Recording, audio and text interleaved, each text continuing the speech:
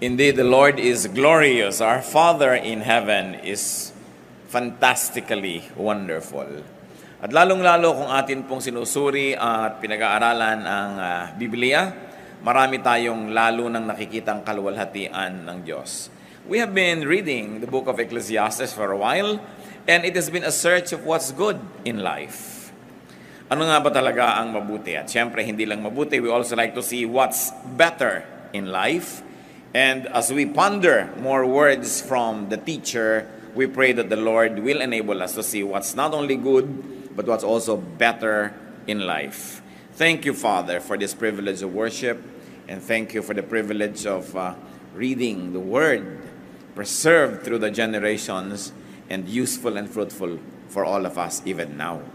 We pray, Father, that you may enable us to see the wonder of your Word, open our eyes and ears to your wisdom. Teach us, even as we ask you, Lord, to forgive us our sins, cleanse us from all our iniquities, enable us to enter your most holy presence, and dare to ask blessings from you. Kami, Panginoon, ay humihingi ng pagpapala, ng karunungan, ng pagtutuwid, pagpapalakas, pagpapagaling, pagpapatalino. Bigyan niyo po kami, Panginoon, ng kakayahan na mas makita ang ganda ng buhay at ibukas mo po ang aming mata sa kagandahan nito. Be our speaker, O God. Fill us with your Spirit. Enable us to read your mind, to touch your hand, and to be like you. Father, we ask you to protect us from evil, from all works of evil men and evil spirits.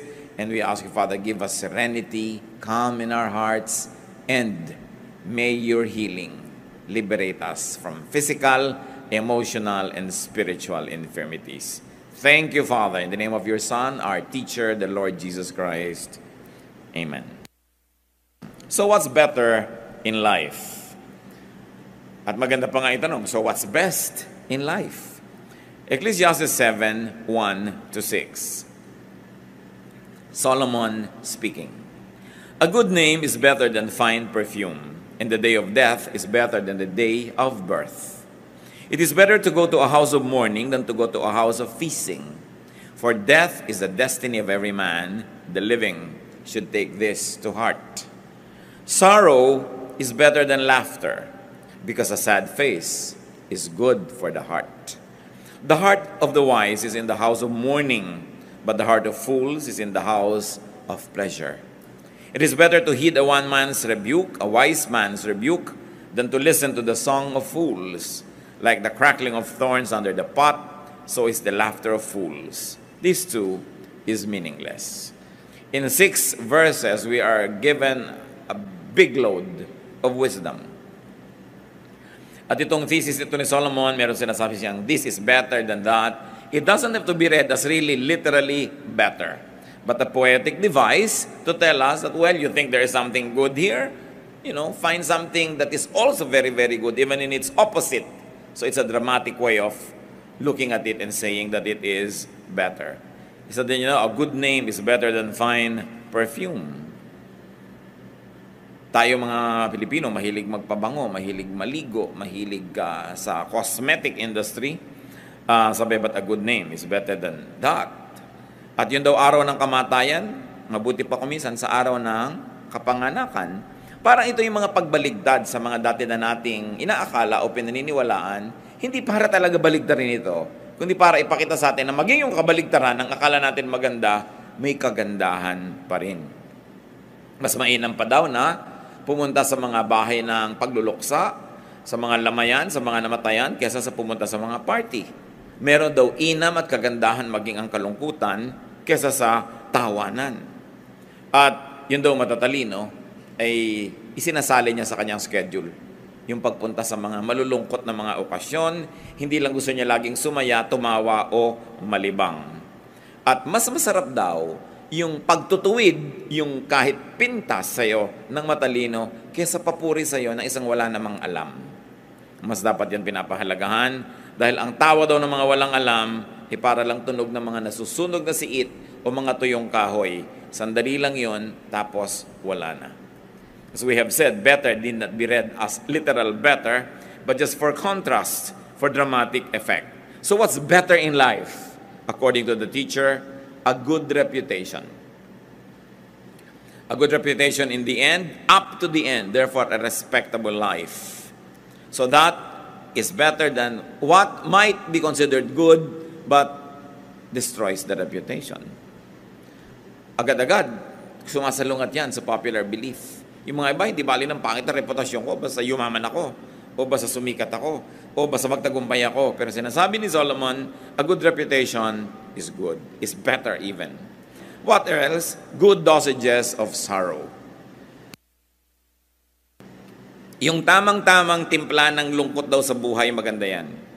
Parang sweet and sour, sumasarap, kesa sweet lang. No? Sorrow reminds us of our mortality. Ano ang napapala natin kung pumunta tayo sa libing, sa lamay, sa mga namamatay o naghihingalo? Nakakalungkot yon. Pero at least naaalala nating tayo man may appointment with death. And if that alone is the profit we get from looking at death in the eye and mourning with those who are bereaved, then that's already a profitable experience. To be reminded that we will not be in this body forever, therefore we should be ready to meet our God. We should be ready and willing and able to accomplish that which God has set before us.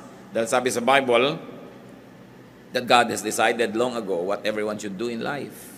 Binigyan niya tayo ng talino, binigyan ng kakayahan para ma-accomplish yung ganong mga bagay. Constant fun, according to Solomon, can give us an imbalanced view of life. Constant fun can render us unprepared for the inevitable, which is death, sorrow, and suffering. Nangyayari talaga yun sa buhay. So maganda, nakakapag-practice ang tao. Kaya daw yung mga bata na maganda, may mga pets, at kumisan yung mga pet nila nagkakasakit, kumisan namamatay pa, yung bata nagkakaroon siya ng education and practice kung paano ang isang mahal mo sa buhay ay magkasakit at maaaring mamatay. Na pagdating ng panahon na nangyari sa tao na mahal niya, na mas mabigat, mas masakit, meron siyang konting pagsasanay sa kalungkutan para hindi siya maitumba ng biglang dating ng ganitong mga uri ng problema. Sorrow offers inevitable hurdles and immediate goals. Pag ang tao may lungkot o may problema, meron siyang agad-agad na kailangang gawin. At kung ang tao merong agad-agad kailangang gawin, hindi siya dumarating sa punto na ano ba ang buhay? Ba't ba ako nabubuhay? Ano ba yung purpose ng life? Kasi kumisan, pag dumadating ka sa mga ganong tanong at wala kang maisagot na magandang purpose ng life, nawawalan ka ng gana sa buhay. Pwede kang ma-depress, pwede kang mawalan ng direksyon. Sabi, ito ang blessing pag lagi kang may problema. Hindi mo na iniisip kung ano yung buhay. Ang problema mo laging, solvein yung problem ko, gawin yung dapat kong gawin, kailangang mautang ko yung dapat kong mautang, dapat mabayaran ko yung dapat kong mabayaran. Pero kung wala kang ganun, lumulubog-lubog ang araw, wala kang maisip na gagawin, lumulungkot-lungkot ka. Ayaw natin magkaroon ng problema, pero ang pinapakita dito ni Solomon, kahit sa problema, meron ka mapapala. Kahit sa lungkot, merong benefit. Na napaka-importanting isipin na hindi ka lang dapat mahilig sa pagsasaya. Pinagpapraktisan din ang lungkot. Sapagkat, ito isang bagay na hindi pwedeng maiwasan sa buhay.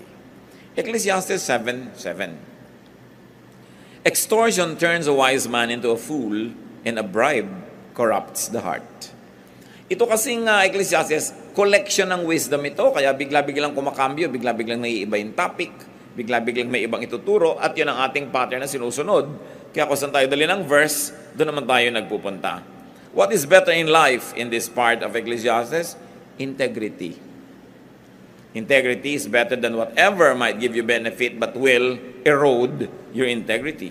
To be above and beyond reproach. Yung meron kang delikadesa, meron kang self-respect, and people also respect you because you live in a respectable way. Ecclesiastes 7 verse 8, the end of a matter is better than its beginning, and patience is better than pride. So ang mahalaga daw, hindi yung simula lang, kundi yung katapusan, o natapos mo ba yung sinimulan mo. Anong pinapahalagahan dito ng teacher? Consistency. Steadfastness. To be able to deliver a promise. To be able to do what you had set out to do. So that you would have not totally wasted time. Pag simula ka ng simula at hindi mo naman tinatapos, magsisimula ka uli ng bago, marami kang nasasayang na oras na dumadaan, hindi na bumabalik, ikaw ang nalulugi. So what is important here is to complete what has begun. At kung hindi natin kayang simulan, tapusin, wag nating simulan. Kakambal siyempre nito, itinuturo sa atin ni Solomon, magplano ka. Kung may project ka, tingnan mo yung costing, kaya mo bang tapusin? Kung hindi mo kayang tapusin, wag mo simulan. Meron ka bang energy hanggang matapos yan? O baka naman, sandali lang yung energy mo, bukas wala na, consider all of that. Because many people waste time, talent, and treasure beginning many things and not finishing them. Another thing that's better in life, Ecclesiastes 7:9, do not be quickly provoked in your spirit, for anger resides in the lap of fools. So not being quickly provoked to anger is better than being provoked. That's what he's trying to say. So what is better here? Calm, serenity, payapa, tahimik ka, mahinahon. That you are unruffled. You're like a quiet pond without blemish on its face. At kasama doon siyempre is forgiving, understanding, and ignoring an offense or forgiving offenders. Sabi niya, anger resides in the lap of fools. Yan ay inaalagaan lang, pinapatagal, kinikimkim ng hindi matalino. Yung galit. Kasi yung galit, sinisira ka, at lalo naman yung taong kinakagalitan mo, yun ay maaari mong masira. At sa pagsira mo sa kanya, hindi ka rin madamage. Kaya ang matalinong tao daw, hindi na niya hinahayaang magalit siya agad. Kung magagalitin kayo 5 years ago, pwedeng ma-excuse yun. Pero kung hanggang ngayon, magagalitin pa rin kayo, boring na yun. Dapat, kumukonti na lang ang nakakapagpagalit sa'yo. Na magandang goal sa buhay, this year, babawasan ko pa ang pwedeng gumalit sa akin.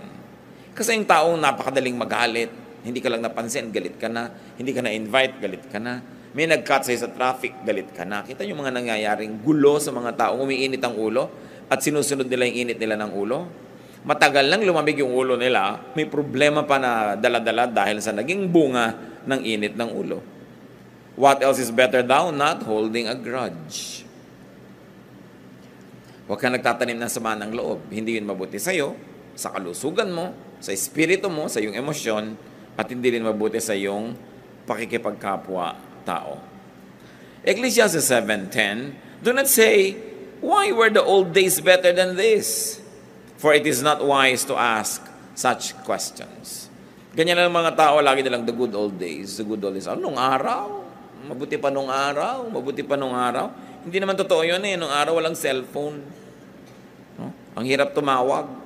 Lalo kung taga-baryo ka nun. Ka-tricycle ka pa patungo sa bayan, pipila ka pa sa RCPI.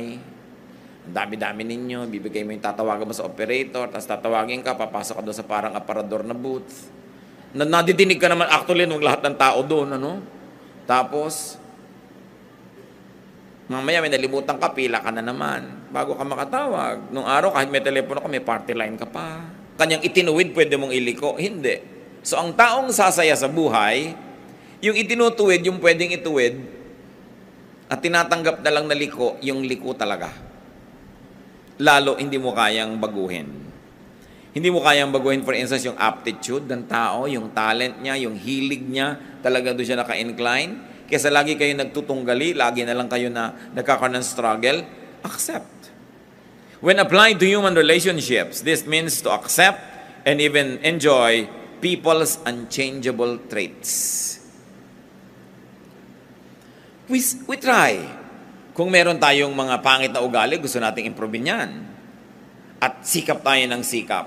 Pero mas luluwag ang buhay kung ikaw mismo, pag-aaralan mo, tanggapin kaysa baguhin ang iyong kapwa.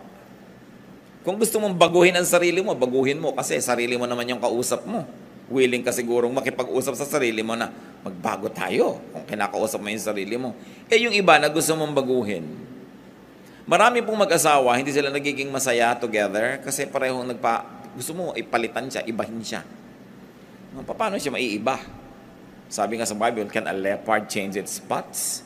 Well, we do not discount the possibility of a miracle, but a miracle is more of the exception rather than the rule. Kaya kung yung mahal mo sa buhay, anak mo, kapatid mo, asawa mo, mayroong mga ugali, may mga katangian na sa tingin mo'y kapintasan, mas sasaya ka kung pag-aaralan mo yun at tanggapin. Kung meron kang gustong baguhin, ang baguhin mo yung attitude mo. Kasi meron kang control doon, but you have no control over other people. Of course, if those people will also change themselves with God's help, then it becomes a lot easier. But you changing somebody else, it's going to be a struggle. Somebody will always win and somebody will always lose. And you know what losers do? They get out of your life or they kick you out of their life. Kasi they always lose. Kaya kung gusto nyong matagal na magkasama ng mga minamahal mo sa buhay, yung walang patakarang pagtanggap, mahalagang pag-aralan. Kasi sabi ni Solomon, consider what God has done. Ibig sabihin, Diyos ang lumikha sa tao eh. So pati yung ayaw mo sa Kanya, ang totoo nun, nasa design niya yon o nasa inclination niya yon. Kung yun ay hindi talaga maganda, dapat pagsikapan niya. Pero ikaw, kahit anong gawin mo, hindi mo siya mababago. Magkakaroon lang kayo ng hidwaan. So a powerful source of happiness here is not having people the way you want them, but a good attitude. That you take people for what they are. Ecclesiastes 7:14, when times are good, be happy. But when times are bad, consider, God has made the one as well as the other. Therefore, a man cannot discover anything about his future. Kung masaya daw ang moment, edi magsaya ka. Ngayon malungkot, edi malungkot ka. Ganun talaga ang buhay. May araw ng lungkot, may araw ng saya. Ang mahirap ito, wala namang dahilan para lumungkot, umiimbento ka ng lungkot. Yun ang miserable. Hindi naman kayo dapat mag-away, nag-aaway kayo dahil lang pareho kayong pagod. Tapos mamaya, pasensya ka na, pagod kasi ako. So pag pagod pala, okay lang mang-away. No? Hindi kailangan, pinapasama mo lang yung sitwasyon. Pag masaya ang okasyon, magsaya ka. Alam nyo kapatid kung bakit? Hindi mo alam kung bukas, lungkot ang darating. Hindi mo alam kung bukas, nasunog pala yung bahay mo. Of course, we don't like that. But it can happen, di ba? Nangyayari. Ngayon, merong party, ayaw mong kumain. Tapos bukas, bigla na lang, may sakit ka sa lalamunan, wala ka talagang makain, nakaswero lang. Sisi ka ng sisi, pati hindi ko pa nakain yung pwede kong kainin, nung pwede pa. Kaya kailangan, kung maganda yung panahon, yan, samantalahin mo. Parang sinasabi, umaaraw pala, o di, yan, magkula ka, maglaba ka, maglakad ka, mamasyal ka. Kasi may mga time na bumabagyo, hindi pwede yun eh. Ngayon, yung wala namang bagyo, nagkukulong ka sa bahay. Pagdating ng bagyo ngayon, nagsisisi ka, ba't ba hindi ako nakalabas-labas nun? Ang practical ni Solomon, ang sarap-sarap niyang kasama. Ang sarap-sarap niyang teacher, buti na lang siya yung the teacher, Ecclesiastes. Ibig sabihin, the teacher. It was derived from that root word. Pag siya yung teacher, hindi kanya puro tinatambakan ng pagdurusa at hirap. No? Sinasabi niya sa inyo, etong gawin mo. At huwag niyong tatawaran si Solomon. Siya ang pinakamatalinong tao. Siya ang binigyan ng Diyos ng superior na katalinuhan, kaya dapat natin siya pakinggan. More than some religious leaders. No? More than some preachers na ang lagi nilang gino-glorify is suffering. Puro na lamang na magdusa ka, magtiis ka, huwag kang kumain, mag-fasting ka. But there's nothing wrong with that. But sabi ni Solomon, for everything there is a season, a time for every matter under heaven. So wise people are to enjoy good times. And they are to ponder bad times. Pag daw malungkot ang panahon, ang dapat mong gawin, magbulay-bulay, mag-isip-isip. Anong iisipin mo? Bakit kaya malungkot?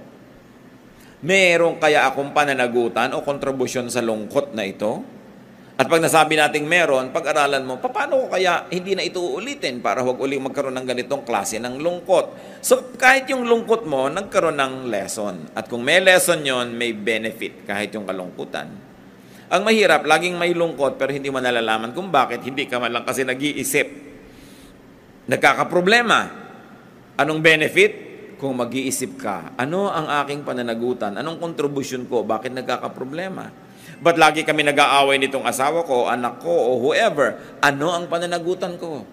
Dapat nating iniisip yon. Then sabi niya, makakabuti sa iyo ang mga araw ng problema at araw ng lungkot because such things make you a better person.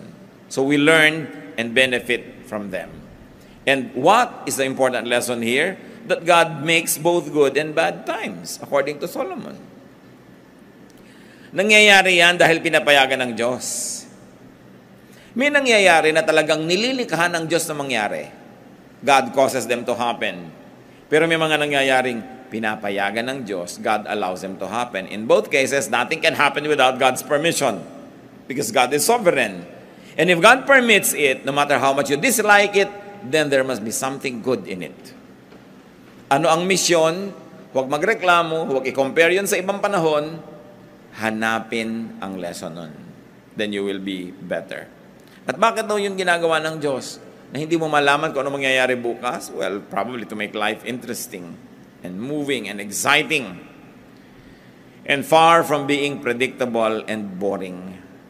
Yun ang mga variety of life. And since God makes both good and bad times, pwede nating masabing walang bad times. Dahil pwede mong pakinabangan yon, pwede yun magbigay sa'yo ng lakas, pwede yung magbigay sa'yo ng perspective, ng understanding of other people, ng compassion. Therefore, bad times did you good. Kailangan you turn every disadvantage to an advantage. Because the believers of God are incurable optimists. We see the brighter side of things. Because when God causes it or allows it to happen, we can learn something from it. In the fourth line, both the good event should be expected, accepted, and much can even enjoyed. Ecclesiastes 7:15-18. In this meaningless life of mine, I have seen both of this. A righteous man perishing in his righteousness, and a wicked man living long in his wickedness. Sabi niya, alam niyo, may napansin ako sa buhay. May mga matutuwid na tao na mamatay dahil matuwid sila. At may masamang namang tao, ang haba ng buhay. Sa katunayan, yung pangkasamaan nila yata nagpapahaba ng buhay nila. Na-observe niyo ba yan sa buhay? So sabi ni Solomon, verse 16, do not be over-righteous, neither be over-wise. Why destroy yourself? Do not be over-wicked, and do not be a fool. Why die before your time? It is good to grasp the one and not let go of the other. The man who fears God will avoid all extremes. I wonder if this is the first time that it has crossed your mind. The wisest man on earth, gifted by God with superior and excellent wisdom, says, do not be over-righteous. Okay, magandang banal, pero huwag kang super banal. Sabi niya. Magandang matalino, pero huwag kang super talino. Halos wala ka nang ma-enjoy sa buhay pag ganyan ang ginawa mo. Sa kabaligtaran naman nun, do not be over-wicked. Madadali din ang buhay mo, marami magagalit sa'yo, o masisira ang katawan mo. Sabi niya, do not be a fool. Sabi niya, eto ang isang katangian ng tunay na makadiyos. Hindi siya nagiging extremist. Di ba marami mga tao pagka naging religious, overly religious, ito yung kaharap mo siya, wala kayong pinag-usapan ko di Diyos, Biblia, mga kabanalan. At kung aaminin mo sa sarili mo, ayaw mo na siyang kaharap. Dahil nakakasaan na ang topic niya. Meron naman na overly wicked, walang pinag-usapan ko di yung mga pinatay niya, o kung ilan ang kulasisi niya, o anong mga kasalanan niya. Hindi rin nakaka-edify. Sa niya, alam niya, ang tataong totoo, may konti ka nito, may konti ka nun, talagang nadadapa ka, tumatayo ka, meron kang konting kabutihan, may konti ka rin kasamaan, part ng pagkatao mo yon. Sabi niya, ang sino man natatanggapin na ganyan, talaga ang totoo, ikaw lang ang magkakaroon ng peace with life. Na hindi mo ine-expect ang mga tao to be perfect. No? At ang kabaligtaran niyan, because nobody could be perfectly good, nobody is also perfectly evil. Hindi mo pwedeng ibuntun sa isang tao lahat yung kasalanan at lahat ng pagsisi. May mabuti rin dyan. Alam niyo, yung kuminsan yan ang hindi maganda sa mga pelikula, yung may bida at kontrabida. Talagang yung bida, saksakan ng bait. Tapos yung kontrabida, saksakan ng sama. Sa totoong buhay, walang ganon.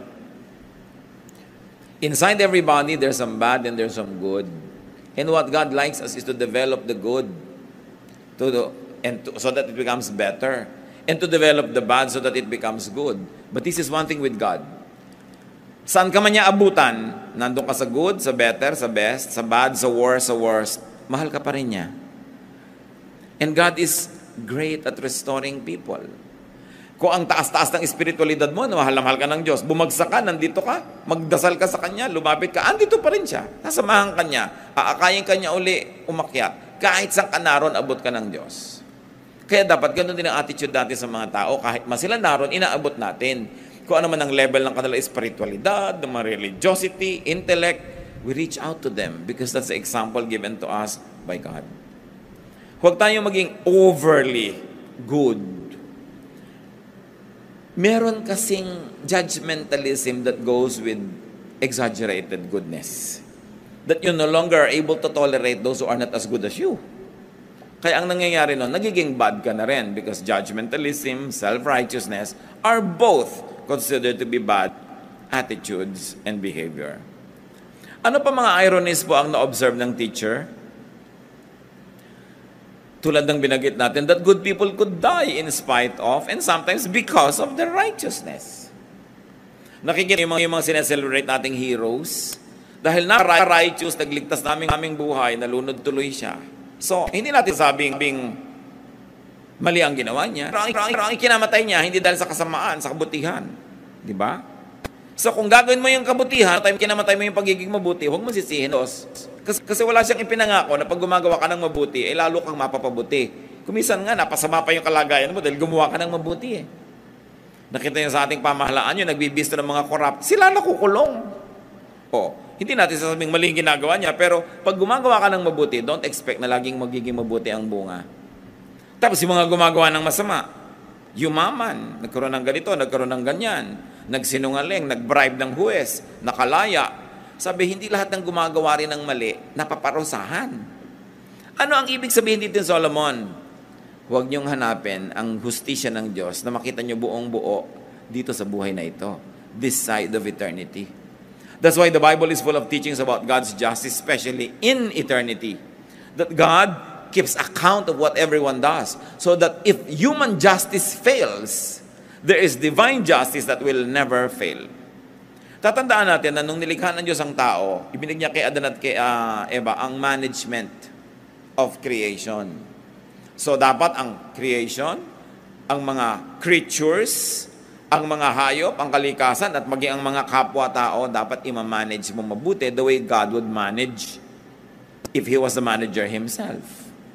Pero dahil lumayo na lumayo ang tao sa kabutihan, kaluwalhatian ng Diyos, kaya maraming imperfections, maraming injustices. Hindi yun kasalanan ng Diyos, pero ang alam natin, itutuwid yun ng Diyos. Kung hindi man yan, maituwid lahat this part of life in the next. At yan ang pinanghahawakan natin na katarungan ng Diyos. Kaya ang ganda ng Tagalog sa gobyerno, pamahalaan. Alam niyo yung root word ng pamamahalaan is pamamahala or pagiging bahala. At pinaniniwalaan ng maraming scholar na ito yung nagmumula yung bahala sa word na bathala. So ano yung pamahalaan? Yun ang pag-manage ng kalikasan, ng kapwa-tao, ng lakas, ng kayamanan, the way bathala himself would if he was governing. Kaya ang linis ng word pamahalaan, which is pamathalaan, pamamahala, hindi lang basta gobyerno, which is of course a Spanish word.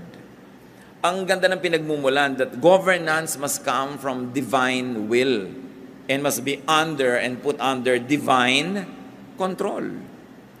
Ngayon may corruption kasi hindi yun ang ginagawa ng mga tao. So sa biglang tingin, parang yung mga unrighteous are rewarded. Okay, magulat, nangyayari talaga yun sa mundo. Pero sabi, hindi naman lagi magiging ganyan. We will see all over the Bible that the justice of the Lord will never fail.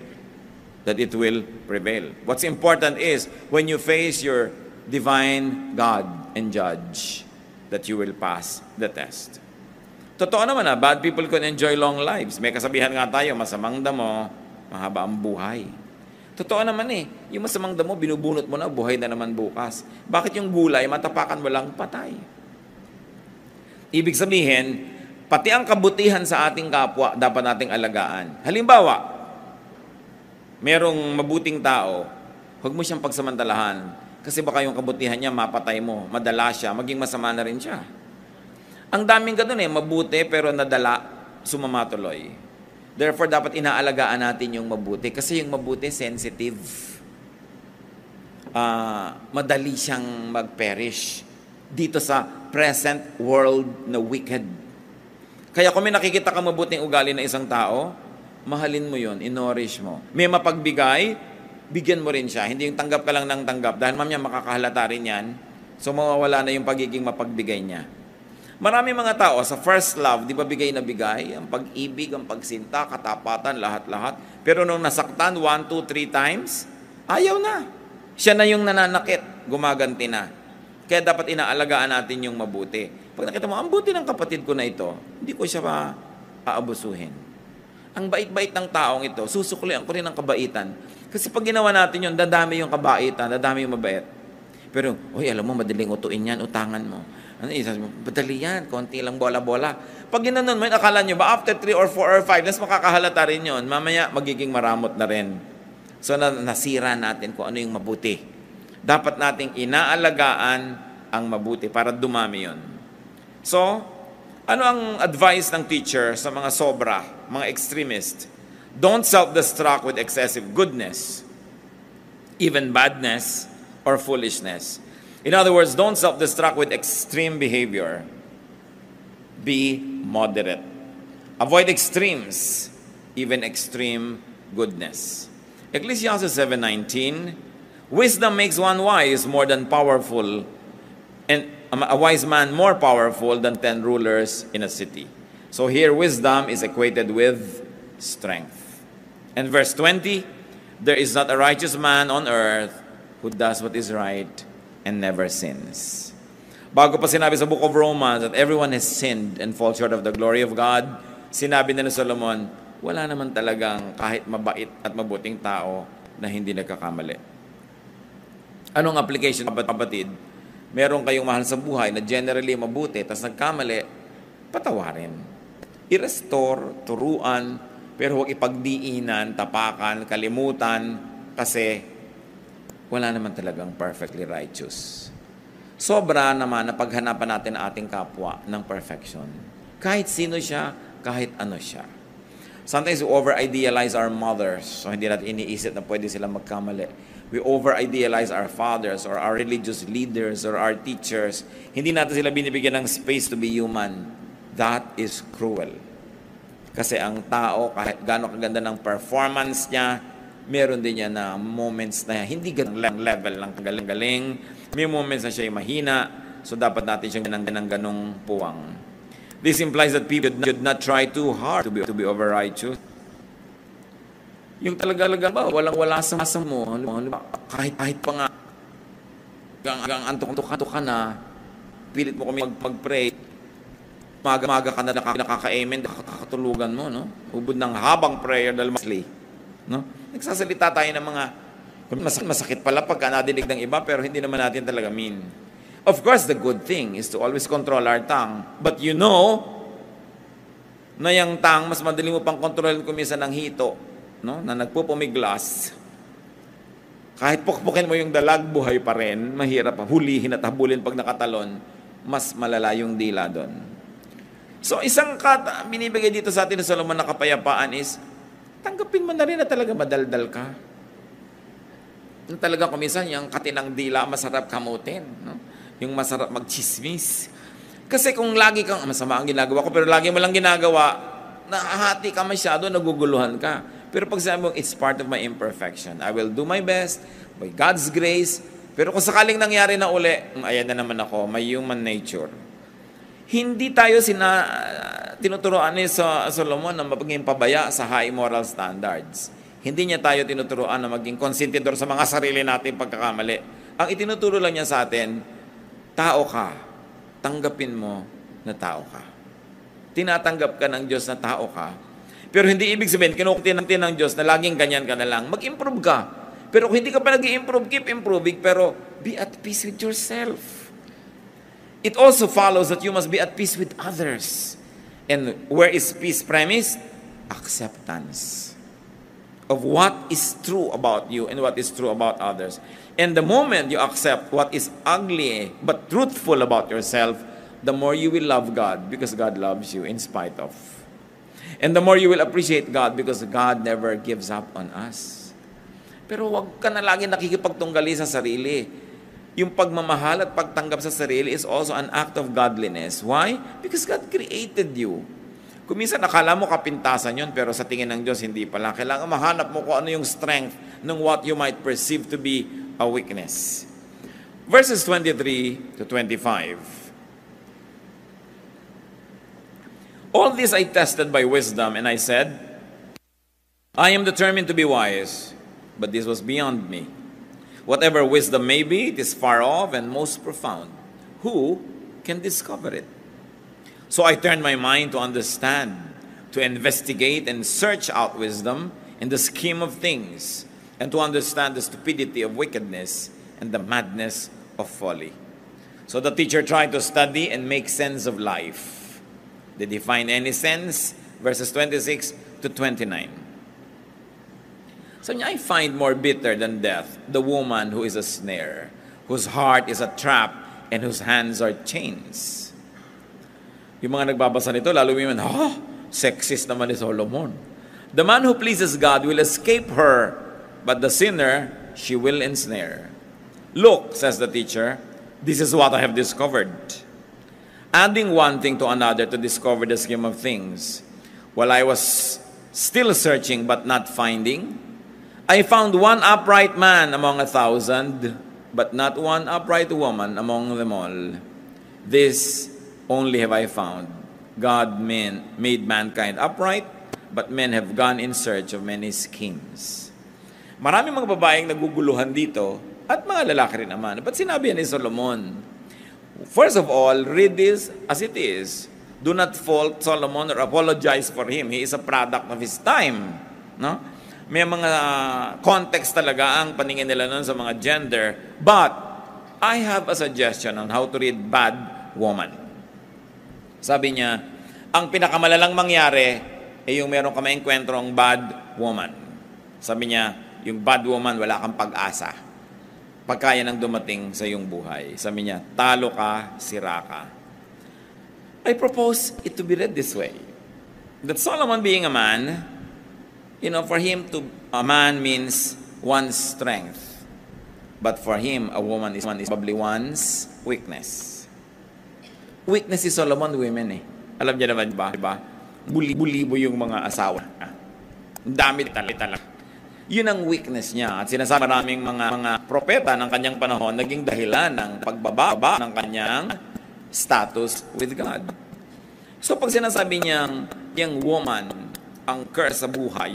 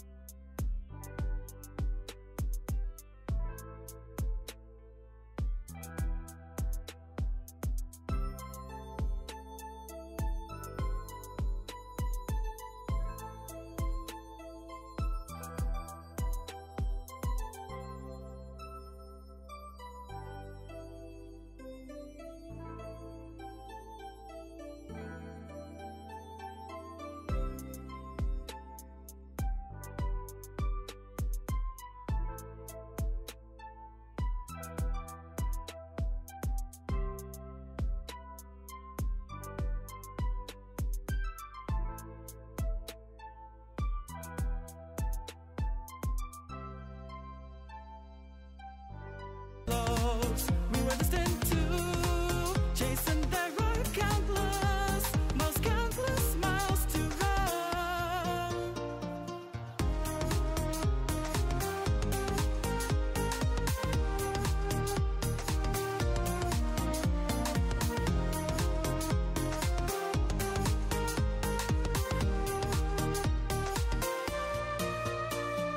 I can sense it approaching, following you like rivers. Wherever you go, everything or nothing, we rebuild. It piece by piece, we were destined to chase